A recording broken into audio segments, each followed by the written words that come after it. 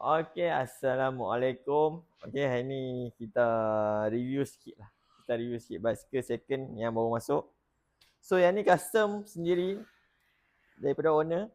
Pakai wheeler Filan SLR. Okey, frame carbon.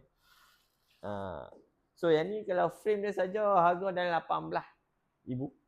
Harga dia 18,000 frame saja. Okey, frame saja. Lepas tu handlebar wheeler sekali. Lepas tu dia pakai group set lah. Group set pun mahal juga. Group set Dura Ace. Ialah dia itu. Okey, ni. Yang ni harga anggaran lah 15 lebih. 15 lebih. Lepas tu rim. Rim nampak rim. Rim dia. Oh, padu. 5 spoke black ink. Black inch. Black inch. Range harga pun dalam 16 lebih. 15 lebih lah. 16. Okay. Yang ni total kehabisan owner 50 lebih lah. 50 ke 60 ribu. So yang ni dia nak jual murah-murah. Murah-murah. Bawah 30. Bawah 30 boleh dapat. Okay.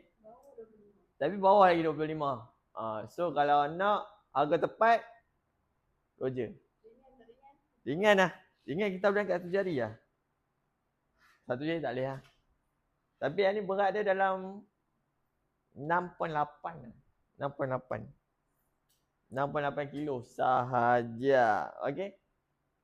Kalau nak, boleh Roger. Terima kasih.